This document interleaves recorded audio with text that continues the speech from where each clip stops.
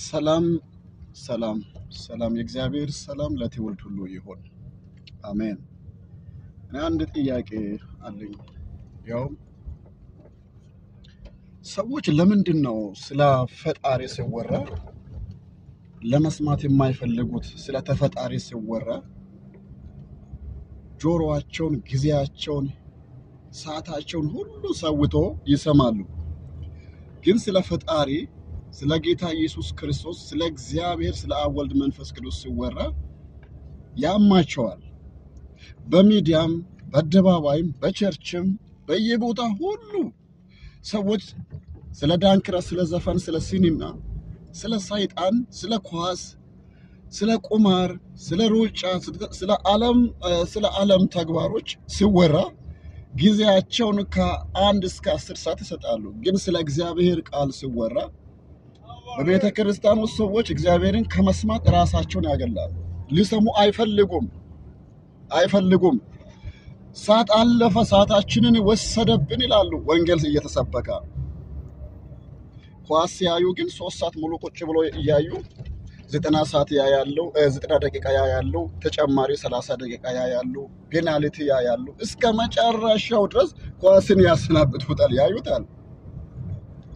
ዘፈን ሲሰሙ ራሱ እንደዛው። ግን የእግዚአብሔር ቃል ሲሰበክ ሰዎችን የሚበላቸው ለምንድን ነው? ምንድን ነው? እኔ አንድ ነገር ምስጢር ገባኝ።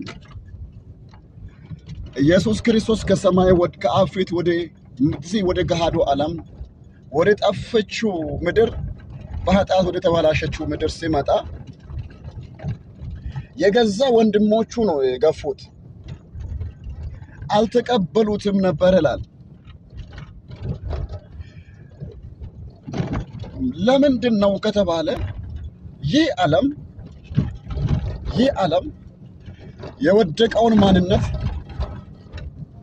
ለማስተናገድ ራሱን ያዘጋጀ ሕይወት ሰጪውን እግዚአብሔርን፣ ሕይወት ሰጪውን ጌታ ኢየሱስ ክርስቶስን፣ ሞቶ ያዳነውን ኢየሱስ ክርስቶስን ወስቶ በመስቀል የሰቀለ መዳንን ችላ ያለ መዳንን የረሳ በኢየሱስ ክርስቶስ የዘላለም ሕይወት እንዳለ የተዘናጋ ትውልድ የበዛበት ዓለም ነው። በጊዜያዊ ነገር ሰዎች ይሸወዳሉ። በሚያልፈው ታይቶ በሚጠፋው ዛሬ ታይቶ ነገ በሚበነው ነገር ሰዎች ጊዜያቸውን ያባክናሉ ስላልበረላቸው። ኢየሱስ እግዚአብሔር